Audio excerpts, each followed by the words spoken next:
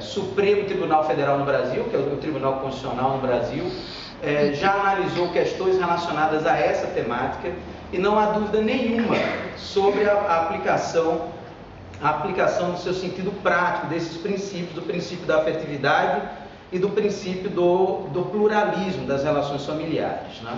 E isso quer significar para a gente que o artigo 226, embora faça menção a apenas 3 espécies em princípio de relações familiares, na verdade nós temos ali um número aberto, ele faz menção a muitas outras hipóteses de família e muito centrada nessa ideia do princípio da afetividade.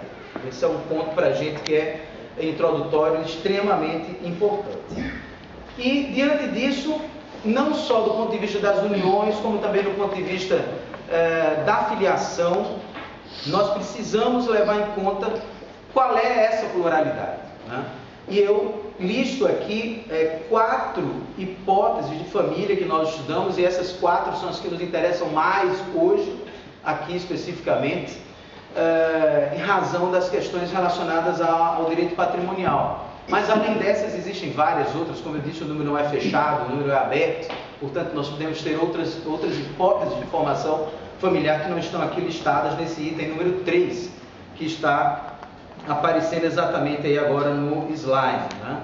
E nessa listagem que eu trago, a gente sempre faz menção à família matrimonial. No Brasil, durante muitos anos, a família que era levada em conta era a família fundada só no casamento.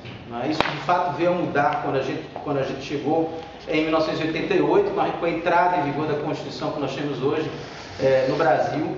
Mas até então nós tínhamos apenas o casamento, apenas a família fundada no casamento, né?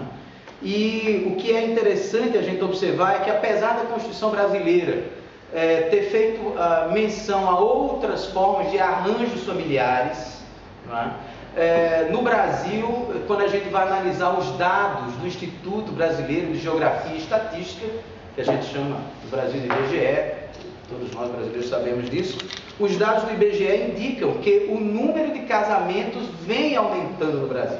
Essa é uma questão interessante, apesar de nós termos várias outras hipóteses de arranjos familiares, informais inclusive, né, como está aí também listado nesse item 3.2, apesar disso nós temos um aumento do número de casamentos.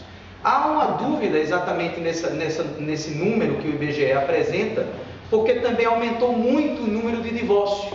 Sabe-se que nós temos uma facilidade maior para o divórcio hoje em dia no Brasil. Ontem a gente teve uma palestra relacionada a esse assunto da professora Cláudia, que esteve aqui com a gente, falou também da separação e do divórcio.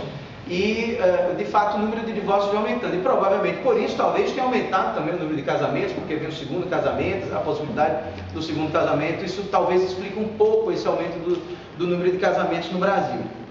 Mas, o que se pode dizer é que, de modo geral, não há um desgaste do matrimônio no Brasil. Muito pelo contrário, o Brasil ele continua sendo um país que tem a família de modo central, de modo mais uniforme, centrado exatamente nas uniões formadas a partir do casamento. O que não quer dizer que as outras não estejam em plena atividade. Quando a gente fala em família informal, aqui vem um ponto realmente que é muito interessante para a gente fala em família informal como gênero, e dentro desse gênero, normalmente a gente leva em conta 3 espécies, por assim dizer.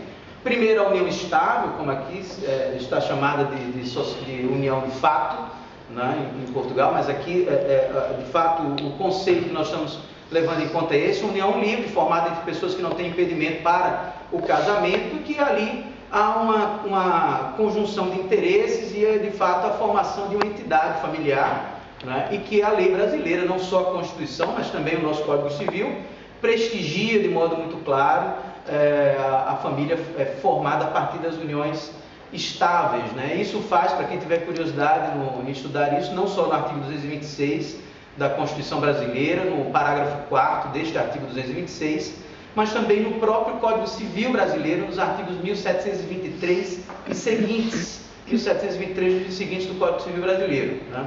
Faz menção especificamente à possibilidade da união estável.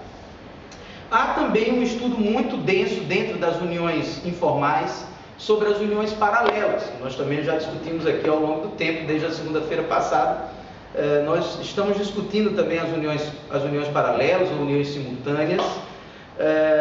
E, de fato, o próprio IBDFAM sustenta a tese de que nós estamos aqui diante de mais um conceito de família, né?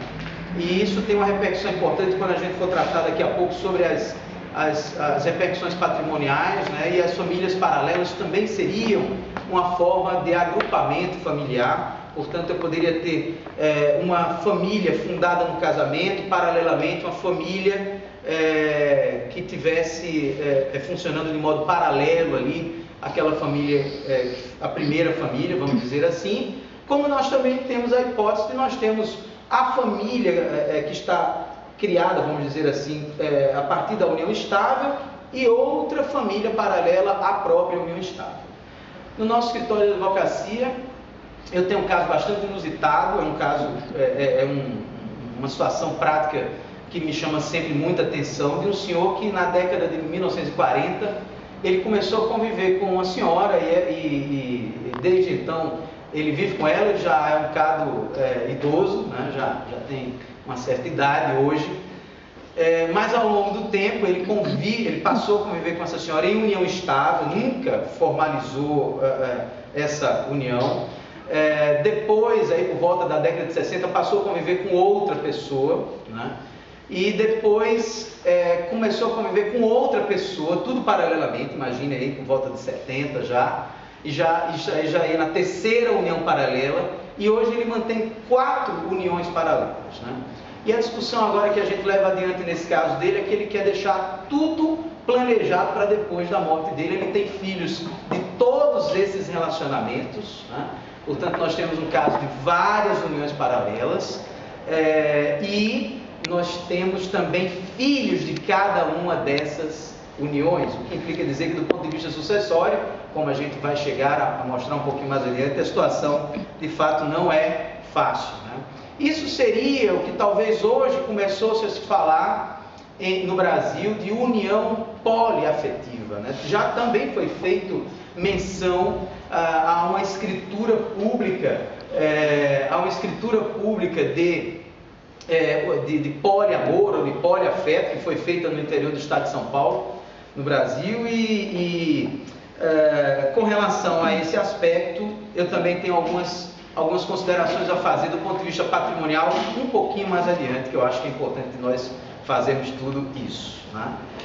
Além da família informal, também a família homoafetiva, que hoje já no Brasil está bastante estabilizada. Eu conversava com o professor Fernando Araújo e ele me falava da lei portuguesa que prevê a hipótese do casamento de pessoas do mesmo sexo, e ele me fez uma referência interessante no sentido de que pouco se discutiu sobre a lei brasileira, aliás, a lei portuguesa sobre o casamento do mesmo sexo, mesmo no parlamento. Isso entrou no sistema português como uma onda que vinha da Espanha, né? O professor Simão já me explicou isso também com mais detalhe, né? E no Brasil nós temos uma situação bem interessante hoje. Nós não temos lei que prevê a possibilidade da união de pessoas do mesmo sexo, mas em razão de um julgado da Corte Constitucional, portanto do Supremo Tribunal Federal, nós passamos a admitir a união estável de pessoas do mesmo sexo, e nessa mesma toada, algumas pessoas que que queriam casar e não só viver em união estável, queriam formalizar essa união, também acabam requerendo a formalização através do casamento.